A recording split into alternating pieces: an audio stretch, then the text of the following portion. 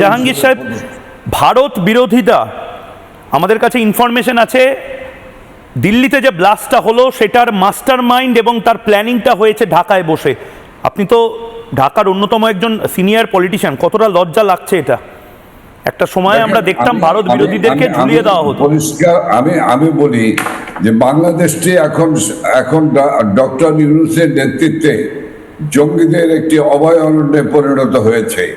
এই জঙ্গিদের বিরুদ্ধে জঙ্গিরা আওয়ামী লীগ যখন 2008 সালে শেখ হাসিনার নেতৃত্বে ক্ষমতায় আসেন, তারপরে তিনি জঙ্গি ধ্বংস করার জন্য জঙ্গিদের বিরুদ্ধে যুদ্ধ পরিচালনা করেছিলেন এবং তারপরে জঙ্গিরা সংগঠিত হওয়ার চেষ্টা করেছেন, কিন্তু তিনি তার সুযোগ্য নেতৃত্বে, চৌকস নেতৃত্বে, সাহসী নেতৃত্বে সেই জঙ্গি ডেরাগুলি, জঙ্গি আস্তানাগুলি একদম ধ্বংস করে দিয়েছিল।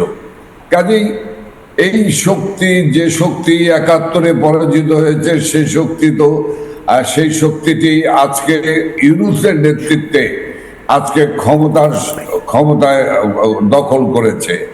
কাজেই সেই শক্তিটি, সেই বাংলাদেশ যে বাংলাদেশের মুক্তিযুদ্ধে 1 কোটি মানুষকে ভারত আশ্রয় দিয়েছিলেন, অস্ত্র শস্ত্র দিয়ে সাহায্য করেছিলেন পাকিস্তানি হানাদার বাহিনীর বিরুদ্ধে লড়াই করার জন্য, সেই ভারতের বিরুদ্ধে এই জায়গা থেকে পাকিস্তান এবং ISI প্রেসক্রিপশনে যে ভারতের অভ্যন্তরে যে বিভিন্ন অঘটন ঘটাবে, এটাই তো স্বাভাবিক। এবং সেটি ইউনূস ক্ষমতা দখলের পর থেকেই কিন্তু ভারতের বিরুদ্ধে যে দামামা